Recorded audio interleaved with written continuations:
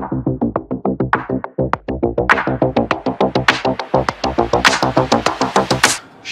স্বাগত জানিয়ে শুরু করছি আজকের ক্লাস। আমি মাহমুদ হাসান, কোর্স কোঅর্ডিনেটর ও টিচার, রেডিয়াম সায়েন্স একাডেমি। প্রিয় শিক্ষার্থীরা, আজকে আমরা জানব ঘাসফড়িংয়ের শ্বসনতন্ত্র ও শ্বসন কৌশল সম্পর্কে।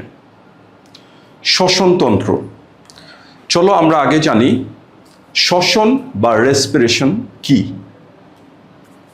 আমরা শ্বসনকে এইভাবে সংজ্ঞায়িত করতে পারি যে জৈব রাসায়নিক প্রক্রিয়ায় কোষস্থিত স্থিতিশক্তি, অর্থাৎ কোষের মধ্যে যে শক্তি জমা থাকে, কোষের সঞ্চিত শক্তি জারিত হয়ে রাসায়নিক গতিশক্তিতে রূপান্তরিত হয়, তবে সেই জৈব রাসায়নিক প্রক্রিয়াকে বলা হয় শ্বসন। কোষের সঞ্চিত শক্তি বলতে আমরা বুঝি কোষের সঞ্চিত খাদ্য, যেমন শর্করা, আমিষ, স্নেহ ও জৈব অ্যাসিড। খুব ভালো করে মনে রাখবা, এই চারটি উপাদান হলো কোষের সঞ্চিত খাদ্য বা স্থিতিশক্তি। কি কি? আবার শুনি, শর্করা, আমিষ, স্নেহ ও জৈব অ্যাসিড। এই চারটি উপাদান ভেঙে রাসায়নিক গতিশক্তিতে রূপান্তরিত হয়। স্থিতিশক্তি জারিত হয়ে রাসায়নিক গতিশক্তিতে রূপান্তরিত হয়। আর গতিশক্তি বলতে আমরা কি বুঝি? গতিশক্তি বলতে আমরা এই এটিপিকে বুঝি। এটিপি, এই এটিপি দিয়েই আমরা আমাদের যাবতীয় ক্রিয়াকলাপের জন্য প্রয়োজনীয় শক্তি পাই। তাহলে গতিশক্তি বলতে এই এটিপি হলো সেই গতিশক্তি। আর বাকি যে উপাদানগুলো আমরা দেখতেছি, বিক্রিয়াতে যে উপাদানগুলো সৃষ্টি হয় তা হলো বাই প্রোডাক্ট বা উপজাত। তাহলে সংজ্ঞা আবার একটু জানি, যে জৈব রাসায়নিক প্রক্রিয়ায় কোষস্থিত স্থিতিশক্তি বিভিন্ন এনজাইম কোএনজাইমের উপস্থিতিতে জারিত হয়ে রাসায়নিক গতিশক্তিতে রূপান্তরিত হয়, তাকে আমরা বলি শ্বসন। উদ্ভিদ ভেদে বা জীব ভেদে, প্রাণী ভেদে শ্বসন দুই প্রকার। সবাত শ্বসন, যেখানে মুক্ত অক্সিজেনের প্রয়োজন হয়, তাকে বলা হয় সবাত শ্বসন। এবং এতে দেখো প্রচুর শক্তি এটিপি তৈরি হয়। আর যেখানে অক্সিজেনের ব্যবহার নেই, শুধু তৈরি হচ্ছে ইথানল আর ল্যাকটিক অ্যাসিড এবং সামান্য পরিমাণ শক্তি তৈরি হচ্ছে, তাকে বলা হয় অবাত শ্বসন। নিচু শ্রেণীর জীবে হয় অবাত শ্বসন, আর উঁচু শ্রেণীর জীবে হয় সবাত শ্বসন। শ্বসন, আমরা জীববিজ্ঞান প্রথম পত্রে নবম অধ্যায়েও শ্বসন পড়ব। আর সেই শ্বসন হলো কোষীয় শ্বসন। জীব মাত্রই কোষীয় শ্বসন ঘটে থাকে। কিন্তু এই প্রাণীবিদ্যায়, প্রাণীতে আমরা আমাদের ক্ষেত্রে পড়ব পঞ্চম অধ্যায়ে, একটা অধ্যায়ই আছে শ্বসন ও শ্বাসক্রিয়া। আর এখানে আমরা ঘাসফড়িংয়ের শ্বসন পড়ব। এই প্রাণীতে যে শ্বসন ক্রিয়া সংগঠিত হয় তা হলো বহিঃশ্বসন। ফার্স্ট পেপারে আমরা যে শ্বসনটা পড়ব নবম অধ্যায়ে, তা হবে অন্তঃশ্বসন। আর এখানে যে শ্বসনটা পড়ব তা হলো বহিঃশ্বসন। বহিঃশ্বসন শুধু প্রাণীতে হয়। এখানে কি ঘটে? প্রশ্বাস নিঃশ্বাস ঘটে, গ্যাসীয় আদান প্রদান ঘটে। আর অন্তঃশ্বসন কোষের অভ্যন্তরে ঘটে। আর ওই অন্তঃশ্বসন ক্রিয়া শেষেই কিন্তু আমরা কোষের মধ্যে স্থিতিশক্তি ভেঙে রাসায়নিক গতিশক্তি তৈরি হয়। আর বহিঃশ্বসনে আমরা জাস্ট এইটুকু জানবো, আমাদের প্রতিটি কোষে এই শ্বসনের জন্য প্রয়োজনীয় গ্যাস, অক্সিজেন গ্যাস কিভাবে আদান প্রদান হয়। আর প্রশ্বাস নিঃশ্বাসের কৌশলে আমরা সেই ঘটনাই জানবো, কিভাবে প্রত্যেকটি কোষে অক্সিজেন ঢুকবে। তাহলে আশা করি এই বেসিক তথ্যটুকু বুঝতে পেরেছ। তাহলে আমরা শুরু করব ঘাসফড়িংয়ের শ্বসনতন্ত্র ও শ্বসন কৌশল। আর এই জন্য আমরা প্রথম শ্বসনের সংজ্ঞাটা জেনে নিলাম। আমরা পড়তে থাকব ঘাসফড়িংয়ের শ্বসনতন্ত্র। ঘাসফড়িং সহ অন্যান্য আর্থ্রোপোডা পর্বের প্রাণীর প্রধান শ্বসনাঙ্গ হলো ট্রাকিয়া, বা দেখো কিছু নালী, দেহের অভ্যন্তরের নালী, যে নালীগুলোকে বলা হয় শ্বাসনালী বা ট্রাকিয়া। তাহলে ট্রাকিয়া ও তার শাখা প্রশাখা মিলে একত্রে ঘাসফড়িং সহ অন্যান্য আর্থ্রোপোডা পর্বের প্রাণীতে যে শ্বসনতন্ত্র তৈরি করেছে তাকে বলা হয় ট্রাকিয়াল তন্ত্র। আমরা আজকে সেই ট্রাকিয়াল তন্ত্রই পড়ব। ঘাসফড়িং এর শ্বসনতন্ত্র বলতে আমরা এই ট্রাকিয়াল তন্ত্রকেই বুঝি। তাহলে কি বললাম আবার একটু বলি। ঘাসফড়িং সহ অন্যান্য আর্থ্রোপোডা পর্বের প্রধান শ্বসনাঙ্গ হলো ট্রাকিয়া, আর তার ট্রাকিয়া ও তার শাখা প্রশাখা মিলে যে বিশেষ তন্ত্র গঠন করেছে তাকে বলা হয় ট্রাকিয়াল তন্ত্র। এই যে চিত্র আমরা দেখতেছি তা হলো ট্রাকিয়াল তন্ত্রের ছবি। এই ট্রাকিয়াল তন্ত্রে কি কি রয়েছে, কি কি উপাদান রয়েছে, কি কি অংশ রয়েছে, আমরা সেই অংশগুলোই আমাদের এই আজকের আলোচনায় দেখব। পরীক্ষায় কিন্তু প্রশ্ন আসে, ঘাসফড়িং এর শ্বসন তন্ত্রের বিবরণ দাও। 3 নম্বর বা 4 নম্বরের প্রশ্ন আকারে আসে। আমরা আজকে এই টোটালটা ক্লাস জুড়ে এই শ্বসন তন্ত্রের বিবরণের অংশটুকুই পড়ব। অর্থাৎ আমার এই অংশটুকু তুমি যদি শুনতে পারো ভালো করে এবং পরীক্ষা খাতায় যদি উপস্থাপন করতে পারো, দেখা যাবে তুমি একটা আশানুরূপ রেজাল্ট করতে পারবে। যাই হোক, আমরা শ্বসনতন্ত্রের শুরুতেই আমরা সংজ্ঞাটা দিয়ে নিব। ঘাসফড়িং সহ অন্যান্য আর্থ্রোপোডা পর্বের প্রাণীতে প্রধান শ্বসনতন্ত্র হলো ট্রাকিয়াল তন্ত্র। শ্বসনের সংজ্ঞাটা দিয়ে, ট্রাকিয়াল তন্ত্রের সংজ্ঞা দিয়ে তুমি পরবর্তীতে তার বিবরণীতে চলে যাবে। তাহলে আমরা জানলাম ঘাসফড়িং এর প্রধান শ্বসনাঙ্গ হলো ট্রাকিয়া বা শ্বাসনালী। দেখো, আমি চিত্রে দেখতেছি বিভিন্ন রকম নালীর মতো গঠন, লম্বালম্বিভাবে গেছে নালী, আড়াআড়িভাবে নালী চলে গেছে। তাহলে এই নালীগুলোই হলো ঘাসফড়িং এর প্রধান শ্বসনাঙ্গ। আমাদের রয়েছে ফুসফুস, বায়ুকুঠুরিযুক্ত, অসংখ্য বায়ুকুঠুরিযুক্ত ফুসফুস। কিন্তু ঘাসফড়িং এর মধ্যে আমরা দেখতেছি ছোট ছোট সূক্ষ্ম নালীর মতো গঠন, নালিকাতন্ত্র। তাহলে এই নালীগুলোই হলো ট্রাকিয়া বা শ্বাসনালী। তাহলে ঘাসফড়িং এর প্রধান শ্বসনাঙ্গ হলো ট্রাকিয়া। ট্রাকিয়া ও তার শাখা প্রশাখা মিলে, ট্রাকিয়া ও তার শাখা প্রশাখা মিলে, আড়াআড়ি জালের মতো ছড়িয়ে রয়েছে তার শাখা প্রশাখাগুলো। এরা মিলে যে বিশেষ শ্বসনতন্ত্র গঠন করে তাকে বলা হচ্ছে ট্রাকিয়াল তন্ত্র। ঘাসফড়িং এর প্রধান শ্বসনাঙ্গই হলো এই ট্রাকিয়াল তন্ত্র। এছাড়াও আর্থ্রোপোডা পর্বের প্রাণীতে ফুলকা, বুকলাং, বুকগিল এগুলো শ্বসনতন্ত্র হিসেবে, শ্বসনতন্ত্রের অঙ্গ হিসেবে কাজ করে। ঘাসফড়িং স্থলজ ইনসেক্টা বা পতঙ্গ শ্রেণীর প্রাণী। তাদের প্রধান শ্বসনাঙ্গ হলো এই ট্রাকিয়া, আর তার শাখা প্রশাখা মিলে ট্রাকিয়াল তন্ত্র। চলো আমরা দেখি এই ট্রাকিয়াল তন্ত্রে কি কি রয়েছে, কি কি অংশ রয়েছে। প্রথমে আমরা দেখতেছি তার স্পাইরাকল বা শ্বাসরন্ধ্র। স্পাইরাকল, এই যে সূক্ষ্ম আড়াআড়িভাবে দেহের পার্শ্ব বরাবর ছিদ্র, এই ছিদ্রগুলোকে বলা হয় তার প্রধান শ্বসন ছিদ্র বা শ্বাসরন্ধ্র। এই শ্বাসরন্ধ্রগুলোকে আমরা এক কথায় বলি স্পাইরাকল। তার এই ধরনের স্পাইরাকল রয়েছে তার দেহের পার্শ্ব বরাবর, 10 জোড়া স্পাইরাকল দেখা যায়। স্পাইরাকলের পরে আমরা কি দেখতেছি, তার প্রধান যে নালী, শ্বাসনালী বা ট্রাকিয়া। স্পাইরাকলের পরে যে নালীর মতো গঠন তাকে আমরা বলছি ট্রাকিয়া। ট্রাকিয়া পরবর্তীতে শাখায় বিভক্ত হয়েছে, শাখা ট্রাকিয়া। ট্রাকিয়া থেকে সৃষ্টি হয়েছে বিশেষ ট্রাকিউল, চিকন সূক্ষ্মনালী ট্রাকিউল। এবং ট্রাকিয়া এবং ট্রাকিউলের সংযোগস্থলে রয়েছে বিশেষ তারকাকৃতির কোষ, ট্রাকিউল কোষ। ঘাসফড়িং এর শ্বসনতন্ত্রে স্থানে স্থানে কিছু বলের মতো গঠন দেখা যায়, আর এগুলোকে বলা হচ্ছে বায়ুথলি। তাহলে এটাও তার শ্বসনতন্ত্রের একটি অঙ্গ। তাহলে শ্বসনতন্ত্রে আমরা কি কি পাচ্ছি?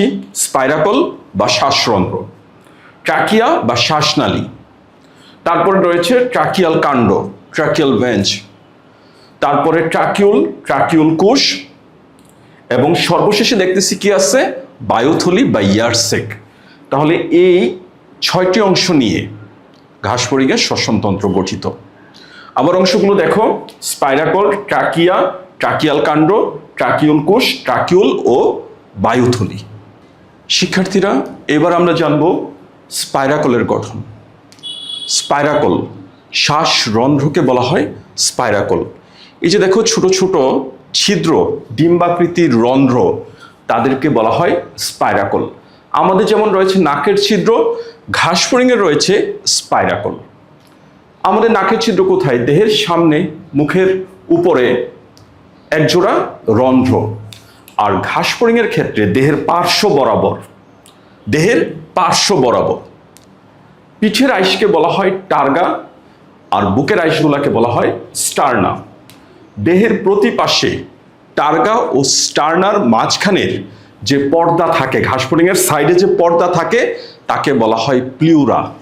প্লিউরন বা প্লিউরা এলাকায় 10 জোড়া স্পাইরাকল বা ডিম্বাকৃতির রন্ধ্র। হ্যাঁ, ঠিকই শুনেছ, 10 জোড়া স্পাইরাকল। যেখানে আমাদের নাকের ছিদ্র মাত্র 2টি, ঘাসফড়িংয়ের ক্ষেত্রে এই স্পাইরাকলের সংখ্যা 10 জোড়া।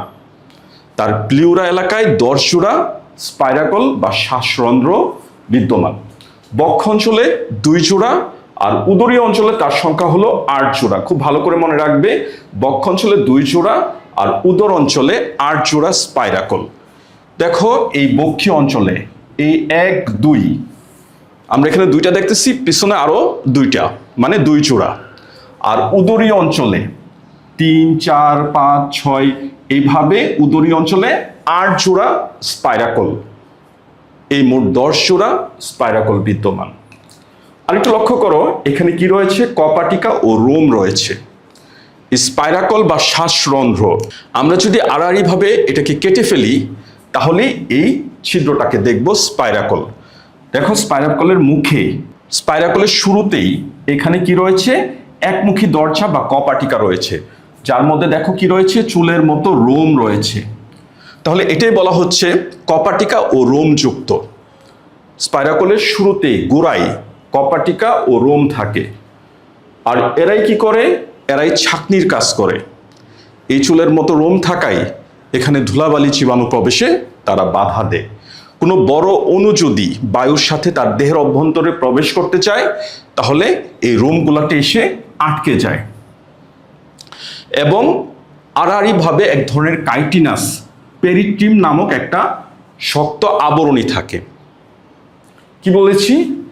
এখানে কি থাকে? পেরিট্রিম নামক কাইটিনজাত খোলস বা আবরণী থাকে এই স্পাইরাকলের গোড়ায়। এই স্পাইরাকল বা শ্বাসরন্ধ্রের কাজ কি? রোম নির্মিত স্ফিংটার যন্ত্র, ওই যে যা দেখেছিলাম কপাটিকা, রোমযুক্ত কপাটিকা, এটাকে বলা হচ্ছে স্ফিংটার যন্ত্র, যা ধুলাবালি ও জীবাণু প্রবেশে বাধা দেয়।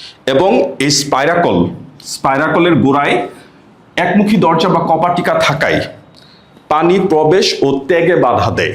মনে করো বাইরে থেকে পানি ভিতরের দিকে ঢুকতে চাচ্ছে, তখন এই কপাটিকা, একমুখী দরজা, মুখটা বন্ধ হয়ে যাবে, বলে তার ভিতর আর পানি প্রবেশ করতে পারবে না। এবং পানি যদি শরীর থেকে পানি যদি বের হয়ে যায়, এই কপাটিকা সেই পানিকে আটকাবে। এতে করে অক্সিজেন কার্বন ডাইঅক্সাইড আদান প্রদান সহজতর হয়। এই রন্ধ্র দিয়ে অক্সিজেন প্রবেশ করে, কার্বন ডাইঅক্সাইড বের হয়ে আসে। তাহলে অক্সিজেন কার্বন ডাইঅক্সাইড অর্থাৎ বায়ু চলাচল, এই অংশ দিয়ে বায়ু চলাচল নিয়ন্ত্রিত হয়। তাহলে তার কাজ কি? স্ফিংটার যন্ত্র ধুলাবালি জীবাণু প্রবেশে বাধা দেয়, এবং কপাটিকা থাকায় পানি প্রবেশ ত্যাগ বাধাপ্রাপ্ত হয়, বায়ু চলাচল নিয়ন্ত্রণ করে। তাহলে এই ছিল স্পাইরাকলের গঠন। স্পাইরাকল বা শ্বাসরন্ধ্র, ডিম্বাকৃতি রন্ধ্র, 10 জোড়া রন্ধ্র থাকে, যা কি আছে? মুখে একমুখী দরজা বা কপাটিকা আছে রোমযুক্ত, তারা বায়ু প্রবেশ নিয়ন্ত্রণ করে।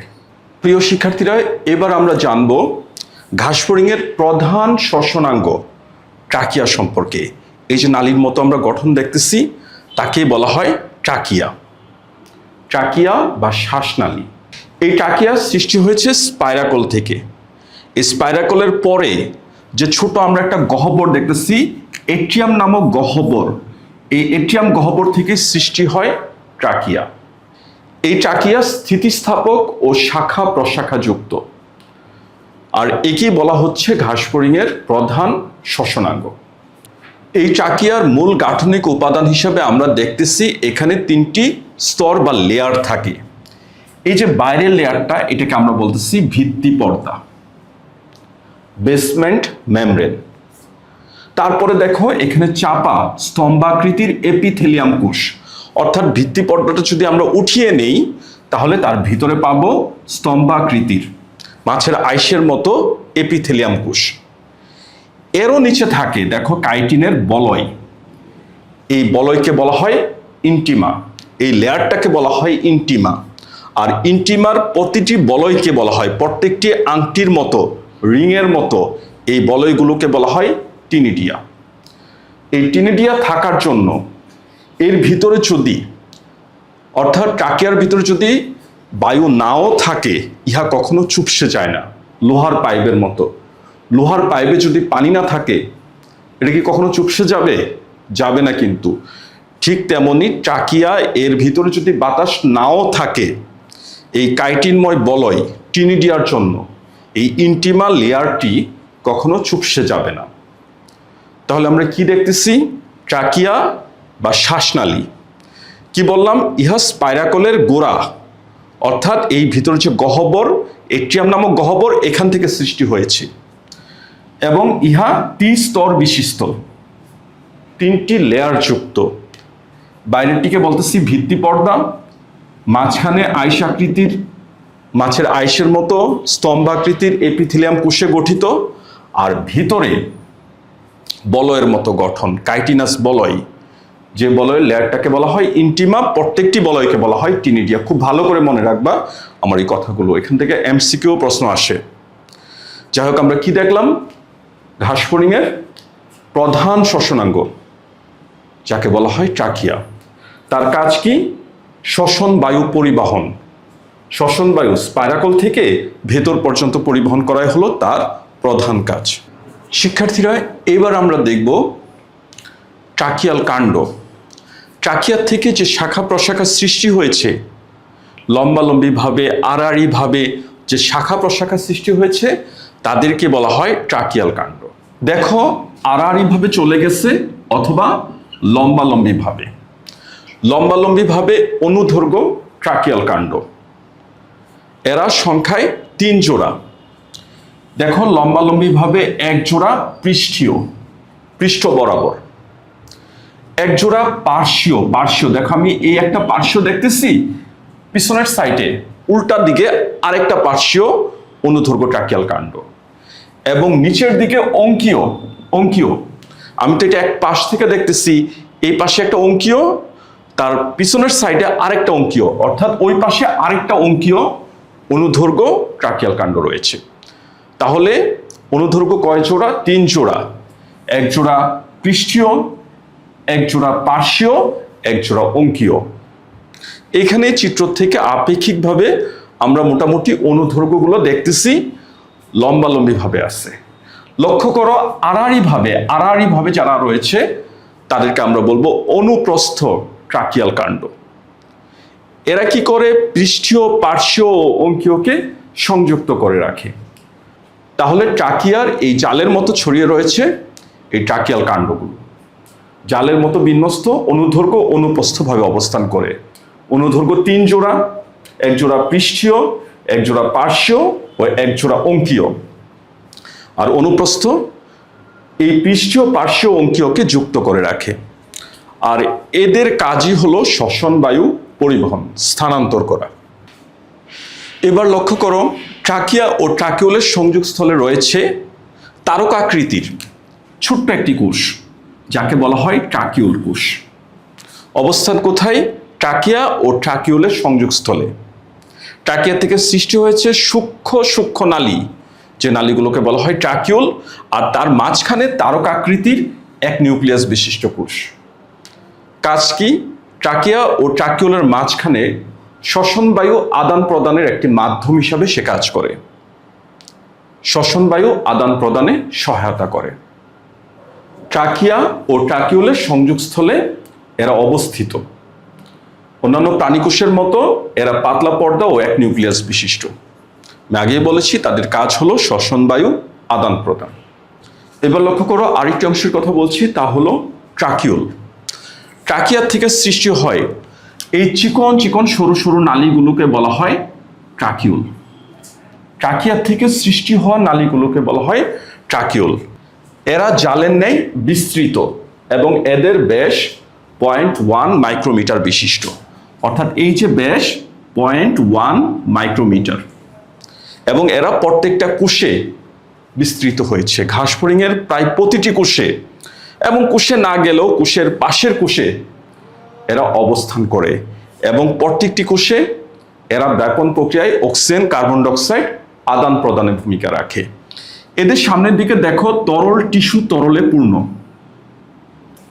এদের সামনের অগ্রভাগে থলির মতো গঠন রয়েছে যা টিস্যু তরলে পূর্ণ, আর এই টিস্যু তরল থাকার জন্য প্রতিটি কোষে এরা ব্যাপন প্রক্রিয়ায় খুব সহজেই oxygen carbon die oxide supply করতে পারে। তাহলে কি বলতেছি? এরা টিস্যু তরলে পূর্ণ, জালের ন্যায় বিস্তৃত, এরা কোনো কাইটিনজাত আবরণে আবৃত নয়।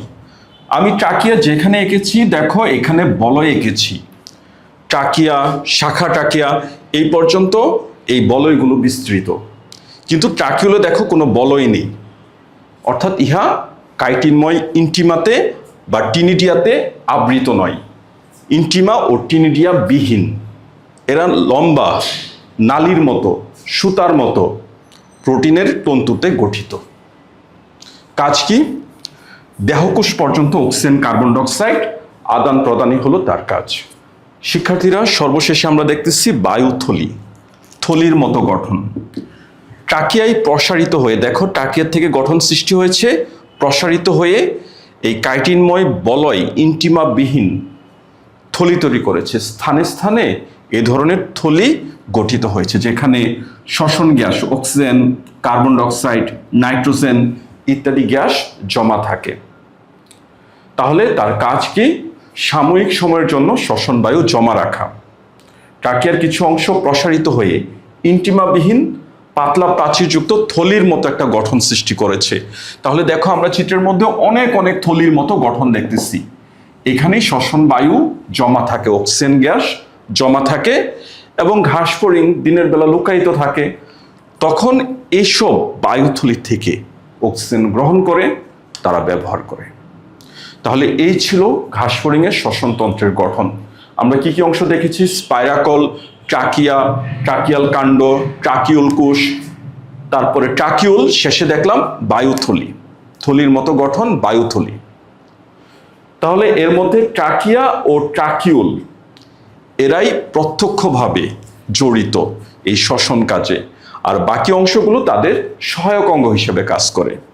স্পাইরাকল থেকে ট্রাকিয়া সৃষ্টি হয়েছে, আর ট্রাকিউলগুলোর দেহকোষে সৃষ্টি হয়েছে। ট্রাকিয়ার শেষ পৃষ্ঠার এই ট্রাকিউল কোষ পর্যন্ত, আর ট্রাকিউলের সৃষ্টি হয়েছে ট্রাকিউল কোষে, তার শেষ বিস্তার দেহকোষে। এটার ভিতরে কাইটিনময় বলয় থাকে, এখানে কোনো বলয় থাকে না, বলয়বিহীন। এখানে বায়ুশূন্য হলেও সে চুপসে যায় না, কিন্তু ট্রাকিউল বায়ুশূন্য অবস্থায় চুপসে যায়। ট্রাকিয়া রূপার মতো চকচকে, আর ট্রাকিউল সাদাটে প্রকৃতির। ট্রাকিয়া শূন্য বায়ুপূর্ণ, আর ট্রাকিউল টিস্যু তরলপূর্ণ। তাহলে এই ছিল ট্রাকিয়া এবং ট্রাকিউলের মধ্যে কিছু বেসিক তুলনা বা পার্থক্য।